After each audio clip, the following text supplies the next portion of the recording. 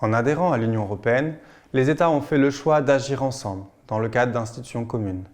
La Commission, le Parlement européen, le Conseil de l'Union européenne et la Cour de justice de l'Union européenne.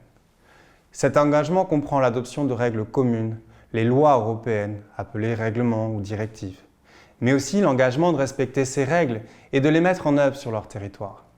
Malgré tout, la place des États dans le travail européen est centrale. L'adoption des règles européennes requiert toujours un vote du Conseil des ministres qui représente les intérêts des États. Mais cette place essentielle se retrouve aussi au niveau de la mise en œuvre de ces règles sur les territoires nationaux. En effet, les États membres doivent s'assurer de la correcte mise en œuvre du droit européen sur leur territoire. En pratique, les règlements et directives adoptés en matière d'asile et d'immigration doivent donc être mis en œuvre dans tous les États membres de l'Union européenne. Mais les États doivent également s'assurer qu'aucune règle nationale, passée ou future, ne soit contraire à la règle européenne. C'est ce qu'on appelle le principe de primauté du droit de l'Union européenne. Ce principe implique qu'une fois adoptée, la règle européenne prime sur la règle nationale, c'est-à-dire que le droit européen est supérieur au droit national. Ce principe a été consacré par la Cour de justice en 1964 et n'a jamais été remis en cause par les traités. Le respect de ces obligations est assuré par deux mécanismes principaux. Le premier mécanisme, interne, est la garantie par le juge national qui doit contrôler, au moment d'un procès, si le droit de l'Union européenne a été correctement appliqué. Par exemple, lorsque l'administration refuse d'accorder le droit à une personne de rejoindre son conjoint en France au titre du regroupement familial, le juge doit alors contrôler si les critères fixés par la directive ont bien été respectés. Si ce n'est pas le cas, le juge national devra annuler la décision de refus prise par l'administration. Ce mécanisme est toutefois limité. En effet, il ne concerne que les situations qui ont donné lieu à une action en justice, à un procès. Il ne couvre pas la multitude des cas qui aboutissent à des violations des principes et des droits de l'Union européenne, et ils peuvent être nombreux. Mauvaise transposition des directives par le législateur, mauvaise application des règles par l'administration. Ces situations ne font pas toujours l'objet d'un recours contentieux. Mais surtout, il arrive que les juges nationaux eux-mêmes fassent une mauvaise application du droit européen. Dans tous ces cas, c'est alors le deuxième mécanisme qui peut être activé.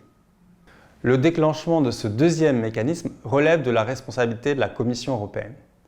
Elle peut, de sa propre initiative ou sur la base d'une plainte adressée par un particulier, ouvrir une procédure d'infraction appelée procédure en manquement. Il s'agit de faire constater par le juge européen, la Cour de justice de l'Union européenne, qu'un État a manqué à ses obligations, c'est-à-dire qu'il n'a pas appliqué ou mis en œuvre correctement le droit de l'Union européenne. Cette procédure comprend deux étapes. Une étape de dialogue entre la Commission et l'État membre pour mettre un terme à l'amiable à la situation problématique.